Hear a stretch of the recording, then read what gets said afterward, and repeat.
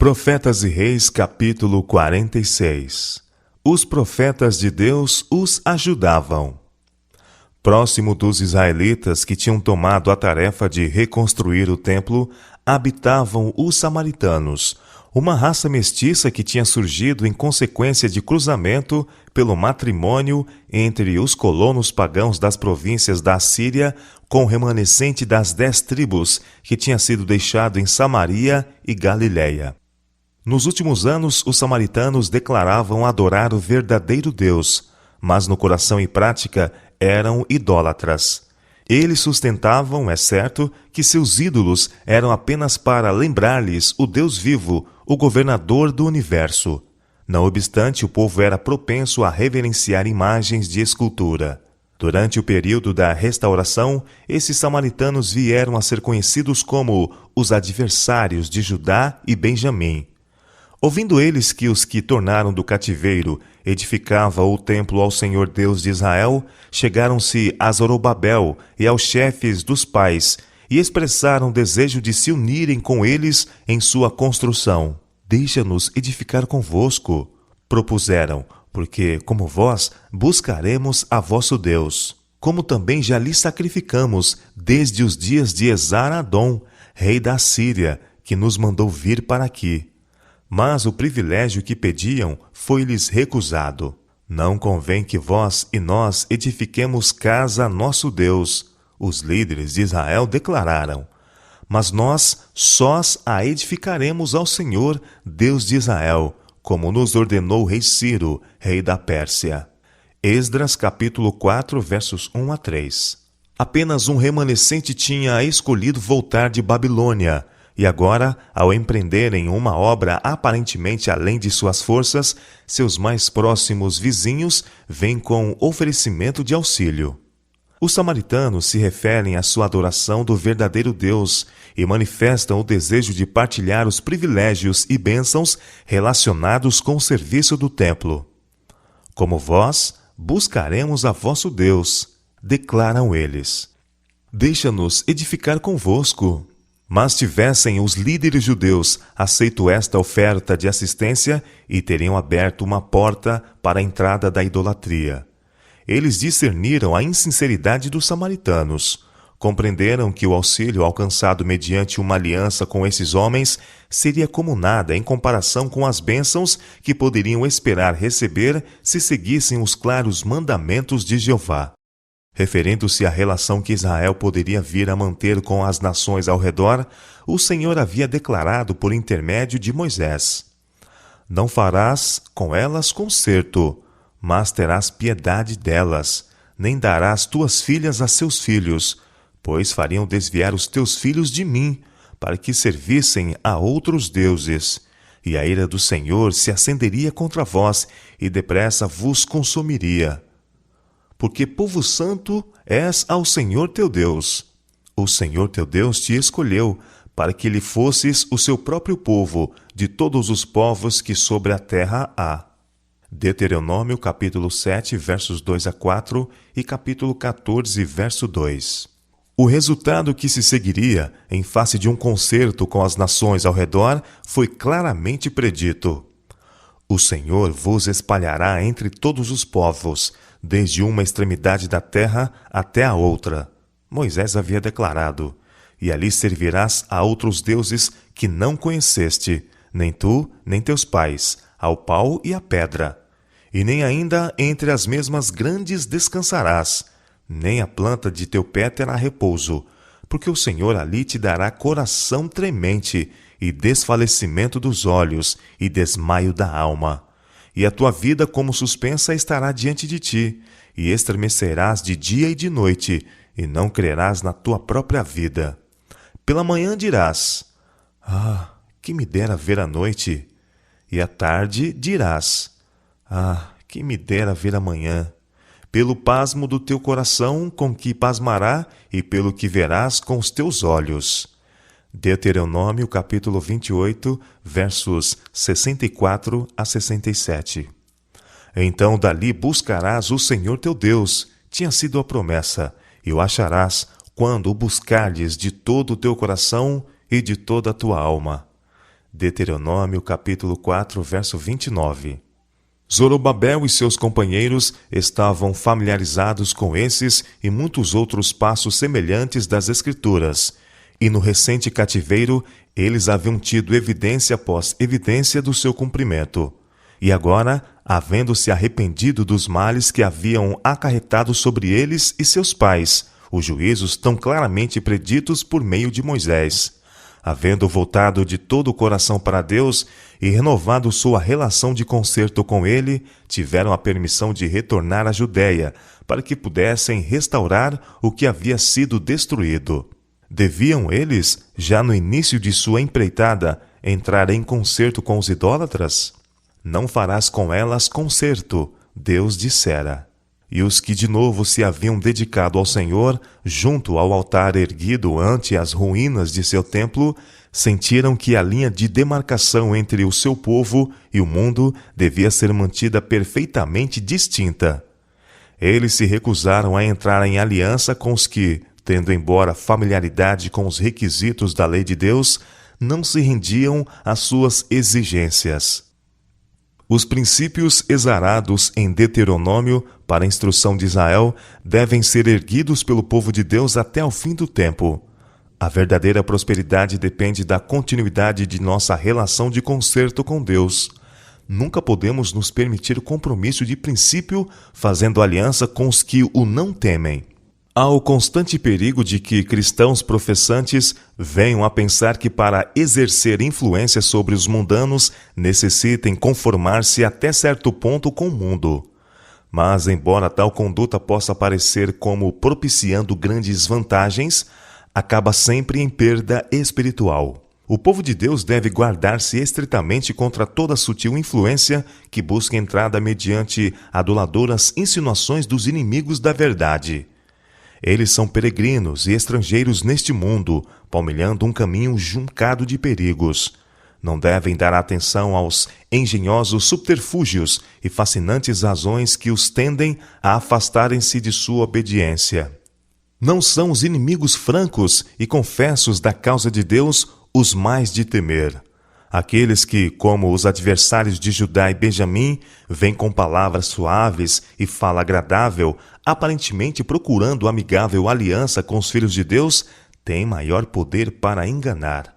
Contra tais pessoas, cada alma deve estar alerta. Não suceda que algum engano magistral e cuidadosamente disfarçado tome inadvertido. E especialmente hoje, enquanto a história da terra caminha para o fim, o Senhor requer de seus filhos uma vigilância que não conheça abrandamento. Mas, embora o conflito seja incessante, ninguém é deixado a lutar sozinho. Anjos ajudam e protegem os que andam humildemente diante de Deus. O Senhor jamais trai a quem ele confia. Quando seus filhos dele se aproximam em busca de proteção contra o mal, em piedade e amor, ele levanta para eles um estandarte contra o inimigo. Não lhes toque, ele diz, pois são meus. Tenho-os gravados nas palmas das minhas mãos. Incansáveis em sua oposição, os samaritanos debilitavam as mãos do povo de Judá e inquietavam-nos no edificar, e alugaram contra eles conselheiros para frustrarem o seu plano, todos os dias de Ciro, rei da Pérsia, até o reinado de Dário, rei da Pérsia. Esdras capítulo 4, versos 4 e 5. Mediante falsos relatórios, eles suscitaram suspeitas em espíritos facilmente levados a suspeitar. Mas durante muitos anos, os poderes do mal foram mantidos em xeque, e o povo na Judéia teve liberdade para continuar sua obra. Enquanto Satanás estava procurando influenciar as mais altas autoridades no reino da Medo-Pérsia, para que não mostrassem favor ao povo de Deus, anjos trabalhavam no interesse dos exilados. Era uma controvérsia na qual todo o céu estava interessado. Por intermédio do profeta Daniel, é-nos dado um lampejo desta poderosa luta entre as forças do bem e as do mal. Durante 3 semanas, Gabriel se empenhou em luta com os poderes das trevas, procurando conter as influências em operação na mente de Ciro. E antes que a contenda terminasse, o próprio Cristo veio em auxílio de Gabriel. o príncipe do reino da Pérsia se pôs defronte de mim 21 dias, Gabriel declara. E eis que Miguel, um dos primeiros príncipes, veio para ajudar-me, e eu fiquei ali com os reis da Pérsia. Daniel capítulo 10, verso 13. Tudo o que o céu podia fazer em favor do povo de Deus foi feito. A vitória foi finalmente ganha. As forças do inimigo foram contidas todos os dias de Ciro e todos os dias de seu filho Cambises, que reinou cerca de 7 anos e meio. Esse foi um tempo de maravilhosas oportunidades para os judeus. Os mais altos instrumentos do céu estavam operando no coração dos reis, e o povo de Deus devia trabalhar com a máxima atividade para executar o decreto de Ciro.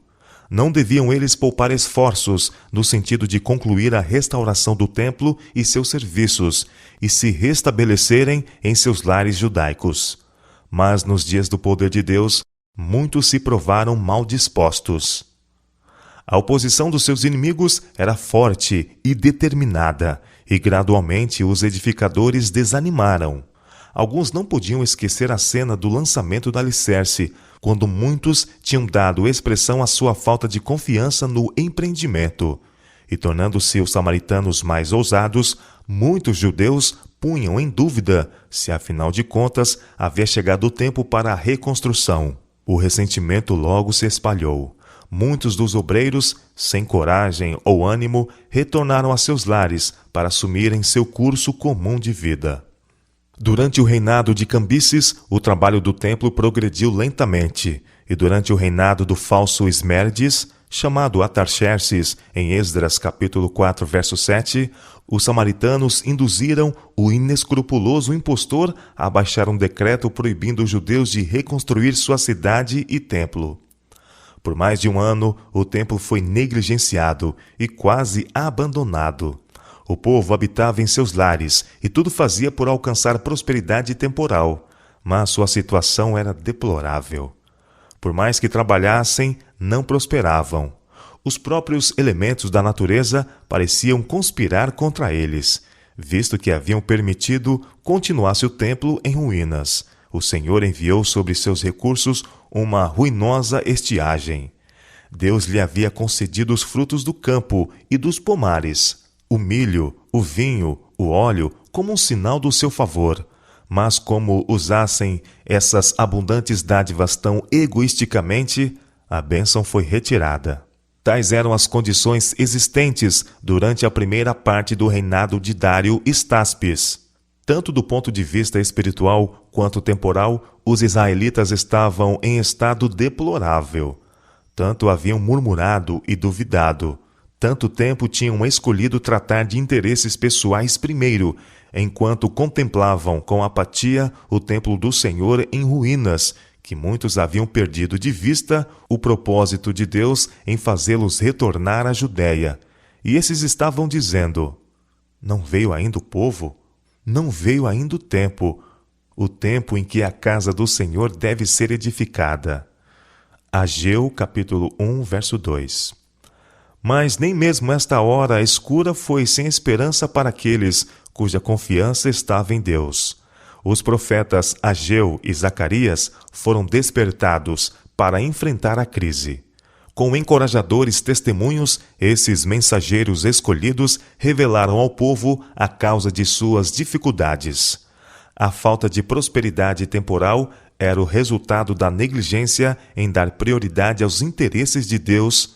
Os profetas afirmaram: tivesse os israelitas honrado a Deus, tivessem-lhe eles mostrado devido respeito e cortesia, fazendo do erguimento de sua casa a primeira obra, e teriam convidado sua presença e bênção. Aos que havia perdido o ânimo, Ageu dirigiu a penetrante pergunta: é para vós o tempo de habitardes nas vossas casas estucadas, e esta casa há de ficar deserta? Ora, pois, assim diz o Senhor dos Exércitos: aplicai os vossos corações aos vossos caminhos. Por que tendes feito tão pouco? Por que vos preocupais com as vossas próprias casas e não vos preocupais com a casa do Senhor? Onde está o zelo que uma vez sentistes pela restauração da casa do Senhor? Que tendes lucrado em servir-vos a vós mesmos? O desejo de fugir da pobreza tem-vos levado a negligenciar o templo, mas esta negligência acarretou sobre vós o que temieis. Semeais muito e recolheis pouco, comeis, mas não vos fartais, bebeis, mas não vos saciais, vestis-vos, mas ninguém se aquece, e o que recebe salário num saco furado. Ageu, capítulo 1, versos 4 a 6. E então, em palavras que eles não podiam deixar de entender, o Senhor revelou a causa da penúria que padeciam. Olhastes para muito, mas eis que alcançastes pouco. E esse pouco, quando o trouxestes para casa, eu lhes assoprei. Por que causa? Disse o Senhor dos Exércitos. Por causa da minha casa, que está deserta, e a cada um de vós corre à sua própria casa. Por isso, retém os céus o seu orvalho, e a terra retém os seus frutos, e fiz vir a seca sobre a terra, e sobre os montes, e sobre o trigo, e sobre o mosto, e sobre o azeite, e sobre o que a terra produz, como também sobre os homens, e sobre os animais, e sobre todo o trabalho das mãos. Ageu capítulo 1, versos 9 a 11. Aplicai os vossos corações aos vossos caminhos, o Senhor apelava. Subi ao monte e trazei madeira, e edificai a casa, e dela me agradarei. E eu serei glorificado, diz o Senhor. Ageu capítulo 1, versos 7 e 8. A mensagem de conselho e reprovação dada por intermédio de Ageu foi recebida no coração pelos líderes e povo de Israel. Sentiram que Deus estava tratando a sério com eles. Não ousaram menosprezar a repetida instrução a eles enviada, de que sua prosperidade, tanto temporal como espiritual, estava na dependência de sua fiel obediência aos mandamentos de Deus. Despertado pelas advertências do profeta, Zorobabel e Josué e todo o resto do povo ouviram a voz do Senhor seu Deus e as palavras do profeta Ageu, como o Senhor seu Deus o tinha enviado. Ageu capítulo 1, verso 12. Tão logo Israel decidiu obedecer, as palavras de reprovação foram seguidas por uma mensagem de encorajamento.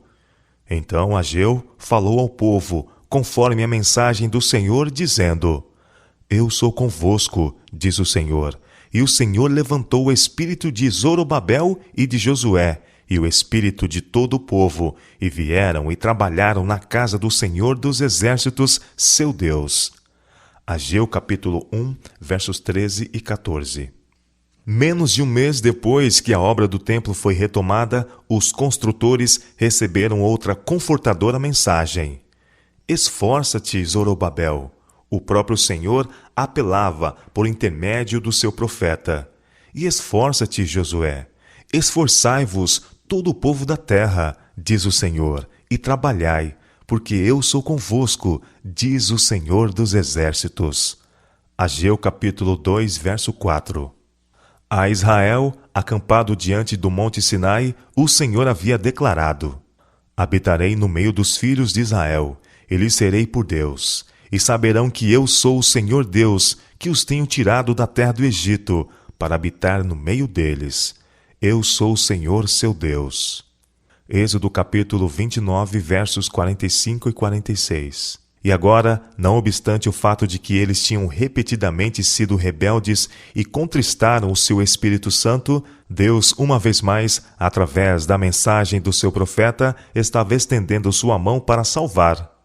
Como reconhecimento de sua cooperação com seu propósito, ele estava renovando seu concerto, de que o seu Espírito permaneceria entre eles, e ele os animava: Não temas. A seus filhos hoje o Senhor declara: Esforçai-vos e trabalhai, porque eu sou convosco. Os cristãos sempre tiveram no Senhor um forte ajudador. Podemos não conhecer a maneira como o Senhor ajuda, mas de uma coisa nós sabemos: Ele jamais falta aos que nele põem a sua confiança. Se os cristãos soubessem quantas vezes o Senhor tem ordenado o seu caminho a fim de que o propósito do inimigo com respeito a eles não se realizasse, não andariam tropeçando e queixando-se. Sua fé estaria firme em Deus e nenhuma provação teria poder para movê-los.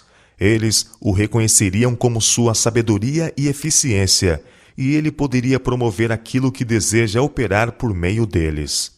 Os ferventes apelos e encorajamentos dados por meio de Ageu receberam ênfase adicional por meio de Zacarias, a quem Deus suscitou para lhe ficar ao lado nos apelos a Israel para que executassem a ordem de levantar-se e edificar. A primeira mensagem de Zacarias foi uma garantia de que a palavra de Deus jamais falha, e uma promessa de bênção aos que dessem ouvidos à segura palavra da profecia. Com os campos devastados, as escassas reservas de provisões rapidamente se esgotando e rodeados como estavam por povos inamistosos, os israelitas prosseguiam, ainda assim com fé, em resposta ao chamado dos mensageiros de Deus e trabalhavam diligentemente para restaurar o templo arruinado. Era uma obra que requeria firme confiança em Deus. Enquanto o povo procurava fazer sua parte, buscando uma renovação da graça de Deus no coração e na vida, mensagem após mensagem era dada por intermédio de Ageu e Zacarias, com a certeza de que sua fé seria ricamente recompensada, e que a palavra de Deus concernente à futura glória do templo, cujas paredes eles estavam reparando, não falharia. Nesse mesmo edifício apareceria na plenitude do tempo o desejado de todas as nações como o Mestre e Salvador da humanidade. Assim os construtores não foram deixados a lutar sozinhos. Estavam com eles os profetas de Deus que os ajudavam. E o Senhor dos Exércitos havia declarado: esforçai-vos e trabalhai, porque eu sou convosco. Ageu capítulo 2, verso 4. Com arrependimento de coração e desejo de avançar pela fé, vieram as promessas de prosperidade temporal. Desde esse dia, o Senhor declarou: vos abençoarei. Ageu capítulo 2, verso 19. A Zorobabel, seu líder, aquele que através de todos os anos, desde o seu retorno de Babilônia, havia sido tão severamente provado, foi dada a mais preciosa mensagem. O dia se aproximava, o Senhor declarou, quando todos os inimigos do seu povo escolhido seriam abatidos. Naquele dia, diz o Senhor dos Exércitos, te tomarei, ó Zorobabel, meu servo, diz o Senhor, e te farei como um anel de selar, porque te escolhi. Ageu capítulo 2, verso 23. Agora, o governador de Israel podia ver o significado da providência que o tinha levado através de desencorajamento e perplexidade. Ele podia discernir em tudo isto o propósito de Deus. Esta palavra pessoal a Zorobabel foi registrada para encorajamento dos filhos de Deus em todos os séculos. Deus tem um propósito em enviar prova a seus filhos. Ele jamais os dirige de outra forma que não aquela mesma que eles escolheriam se pudesse ver o fim desde o princípio e discernir a glória do propósito que estão preenchendo. Tudo o que ele traz sobre eles, em provação e infortúnio, vem para que sejam fortes a fim de agirem e sofrerem por ele. As mensagens dadas por Ageu e Zacarias despertaram o povo no sentido de fazer todo o esforço possível para a reconstrução do templo. Mas enquanto trabalhavam, foram maldosamente molestados pelos samaritanos e outros que tramaram muitos embaraços. Uma ocasião, os oficiais do reino Medo-Persa, governadores da província, visitaram Jerusalém e pediram o nome da pessoa que havia autorizado a restauração do templo. Se nessa ocasião os judeus não tivessem confiado no Senhor para orientação, esta inquirição teria tido para eles resultados desastrosos. Porém, os olhos de Deus estavam sobre os anciãos dos judeus e não os impediram até que o negócio veio a Dário. Esdras capítulo 5, verso 5. Os oficiais receberam uma resposta tão sábia que decidiram escrever uma carta a Dário Estaspes, então rei da Medo-Pérsia, chamando sua atenção para o decreto original feito por Ciro, o qual ordenara que a casa de Deus em Jerusalém fosse reconstruída e que as despesas da mesma fossem pagas do tesouro do rei. Dário pesquisou em busca deste decreto. Ordenou então aos que tinham feito a inquirição que permitissem prosseguir a reconstrução do templo. deixai-os na obra desta casa de Deus, ele ordenou, para que o governador dos judeus e os judeus edifiquem esta casa de Deus no seu lugar. Também por mim, Dário continuou, se decreta o que haveis de fazer com os anciãos dos judeus, para que edifiquem esta casa de Deus, a saber, que da fazenda do rei, dos tributos da além do rio, se pague prontamente a despesa a estes homens, para que não sejam impedidos, e o que for necessário, como bezerros e carneiros e cordeiros, para o holocausto ao Deus dos céus, trigo, sal, vinho e azeite, segundo o rito dos sacerdotes que estão em Jerusalém, desse-lhes de dia em dia, para que não haja falta, para que ofereçam sacrifícios de cheiro suave ao Deus dos céus, e orem pela vida do rei e de seus filhos. Esdras capítulo 6, versos 7 a 10. Além disso, o rei decretou que severas penalidades seriam aplicadas a quem de alguma maneira pretendesse alterar o decreto, e ele concluiu com esta afirmação digna de nota: o Deus, pois, que fez habitar ali o seu nome, derribe a todos os reis e povos que estenderem a sua mão para o mudarem e para destruírem esta casa de Deus, que está em Jerusalém. Eu, Dário, dei o decreto, apressuradamente se execute. Esdras capítulo 6, verso 12. Assim o Senhor preparou o caminho para a terminação do templo. Durante muitos meses, antes que este decreto fosse baixado, os israelitas estiveram a trabalhar pela fé. Os profetas de Deus ainda os ajudando por meio de oportunas mensagens, pelas quais o propósito divino para Israel foi mantido perante os edificadores. 2 meses depois que a última mensagem registrada de Ageu foi dada, Zacarias teve uma série de visões referentes à obra de Deus na terra. Essas mensagens, dadas na forma de parábolas e símbolos, vieram num tempo de grande incerteza e ansiedade, e foram de peculiar significado para os homens que estavam avançando em nome do Deus de Israel. Parecia aos líderes como se a permissão dada aos judeus para reconstruir estivesse prestes a sofrer impedimento. O futuro parecia muito negro. Deus viu que seu povo estava em necessidade de ser sustido e animado por uma revelação de sua infinita compaixão e amor. Em visão, Zacarias ouviu o anjo do Senhor perguntar: Ó Senhor dos exércitos, até quando não terás compaixão de Jerusalém e das cidades de Judá, contra as quais estivesse irado esses 70 anos? E respondeu o Senhor ao anjo que falava comigo. Declarou Zacarias, com palavras boas, palavras consoladoras. E o anjo que falava comigo me disse: clama, dizendo: assim diz o Senhor dos exércitos, com grande zelo estou zelando por Jerusalém e por Sião, e com grandíssima ira estou irado com as nações em descanso, porque, estando eu um pouco desgostoso, eles auxiliaram no mal. Portanto, o Senhor diz assim: voltei-me para Jerusalém com misericórdia. A minha casa nela será edificada, e o cordel será estendido sobre Jerusalém. Zacarias capítulo 1, versos 12 a 16. O profeta foi agora autorizado a predizer: assim diz o Senhor dos exércitos, as minhas cidades ainda aumentarão e prosperarão, porque o Senhor ainda consolará a Sião e ainda escolherá a Jerusalém. Zacarias capítulo 1, verso 17. Zacarias viu então os poderes que dispersaram a Judá, a Israel e a Jerusalém, simbolizados por 4 cornos. Logo em seguida ele viu 4 ferreiros, representando as instrumentalidades usadas pelo Senhor na restauração de seu povo e da casa do seu culto. Tornei a levantar os meus olhos, diz Zacarias, e olhei e vi um homem em cuja mão estava um cordel de medir. E eu disse: para onde vais tu? E ele me disse: medir Jerusalém, para ver qual é a sua largura e qual o seu comprimento.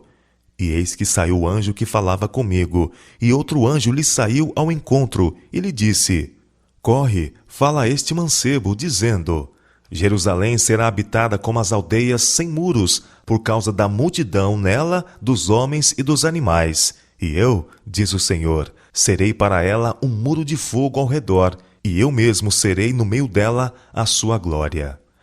Zacarias capítulo 2, versos 1 a 5. Deus havia determinado que Jerusalém fosse reconstruída.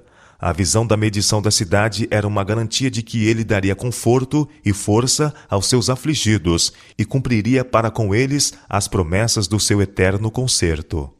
Seu cuidado protetor, ele havia declarado, seria como um muro de fogo ao redor, e por meio deles sua glória seria revelada a todos os filhos dos homens.